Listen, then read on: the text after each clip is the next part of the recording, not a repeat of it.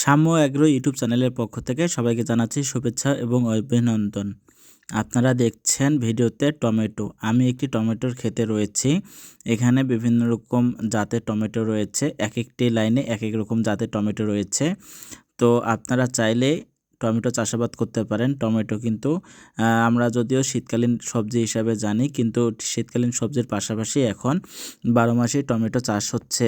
সারা বিশ্বে আলুর পরেই কিন্তু টমেটো উৎপাদন হয়ে থাকে।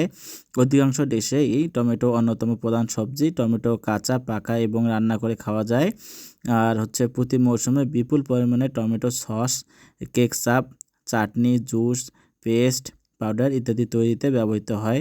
টমেটোর কদর মূলত ভিটামিন সি এর জন্য, তবে রং এবং রূপ ও স্বাদের যে বিষয়টি সেটার জন্য সবাইকে আকর্ষণ করে।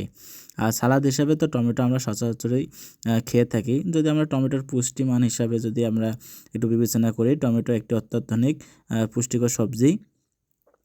প্রতি 100 গ্রাম আহার উপযোগী অংশে যে পুষ্টি উপাদান রয়েছে তা হলো পানির পরিমাণ 93.1 গ্রাম, প্রোটিনের পরিমাণ হচ্ছে 1.9 গ্রাম, আর চর্বি 0.1 গ্রাম, খনিজ 0.6 গ্রাম, আঁশ 0.7 গ্রাম, শর্করা 3.6 গ্রাম সহ আরও অনেক এগুলো ভিটামিন রয়েছে। আসলে এগুলো এভাবে বিস্তারিত বলাটা আসলে সম্ভব না, কিন্তু প্রচুর পরিমাণ এখানে হচ্ছে প্রোটিন সমৃদ্ধ একটি সবজি হচ্ছে টমেটো। আর এখানে বাংলাদেশের আগাম জাত, তারপর ভরা মৌসুম জাত, আর সারা বছর চাষ উপযোগী বিভিন্ন রকম জাত রয়েছে।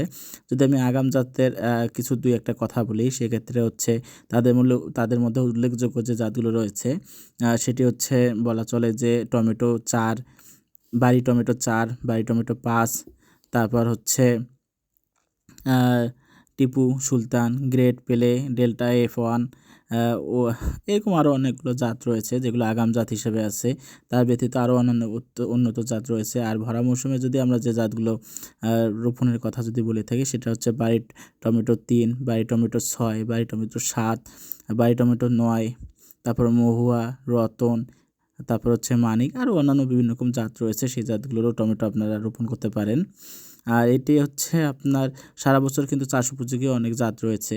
সারা বছর চাষ উপযোগী জাতের মধ্যে আপনারা চৈতি টমেটো যেটি আছে, বাড়ি টমেটো 6, সেটি আপনারা চাষাবাদ করতে পারেন।